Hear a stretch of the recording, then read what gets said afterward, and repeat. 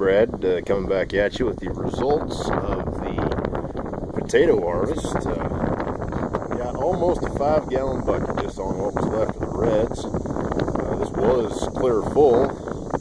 Saved those biggest and the best that I pulled out of each hill that couldn't clear up to the top here.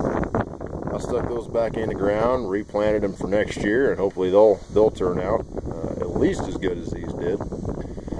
And then those newer looking, the fuller and the greener ones back along the fence, if you remember, just pulled a couple of those hills out, and those were the russets. They didn't turn out quite as big. I think maybe that's why they're still so much greener looking. They're not quite ready, so we're going to leave those in the ground here for another 2 or 3 weeks, and hopefully they'll get a little bit bigger. These are just about new potato size, but I did eat a couple of them coming out of the ground, and they're just, they got a fantastic buttery flavor. They're really good. We'll leave those in the ground yet for, like I say, for another couple of weeks here.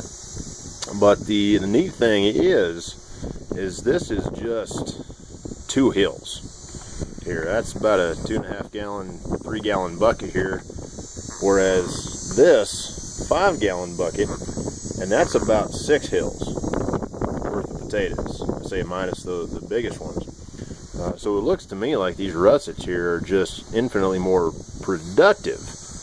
Hopefully they'll get even bigger by the time I finish off the harvest, but that remains to be seen. We'll let you know how those all turn out. In the meantime, thank you for joining us here in Southwest Kansas Gardens, and we'll see you next time.